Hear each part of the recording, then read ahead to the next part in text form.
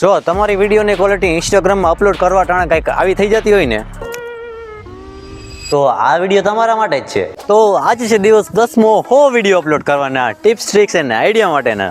ઇન્સ્ટાગ્રામમાં video upload કરતા તમારી વિડીયોની ક્વોલિટી ખરાબ થઈ જતી હોય ને, તો આ વાતનું ખાસ ધ્યાન રાખજો. જો તમારી પાસે નબળો ફોન છે ને, તો તમારે હંમેશા પ્રકાશમાં શૂટ કરવાનું, અંધારામાં શૂટ નહીં કરવાનું, કે તમારા ઘરમાં શૂટ નહીં કરવાનું. જો પ્રોપર લાઇટિંગ નથી ને, તો એનાથી શું થાય, તમારી વિડીયોની ક્વોલિટી ખરાબ થઈ જશે અને પછી એડિટિંગ કરીને તમારી વિડીયોની ક્વોલિટી સારી નહીં થાય. અને જો તમે શૂટિંગ સારું કરી લીધું ને, તો તમારી 50% કામ તો અહીંયા જ પતી જશે.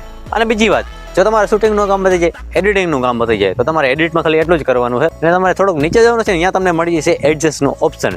એડજસ્ટમાં જઈને તમારે થોડુંક આગળ જવાનું છે, અહીંયા તમને મળી જશે શાર્પનેસને કરી નાખવાની છે તમારે 30, અને એની જ બાજુમાં મળી જશે તમને ક્લિયરિટીને તમે 30 કરી નાખવાની, જેથી તમારી વિડીયોની ક્વોલિટી સારી થઈ જશે. અને ત્રીજી અને સૌથી ખાસ વાત, જાણે પહેલાં વિડીયો સેવ કરી લેજો, નગર ખોવાઈ જશે.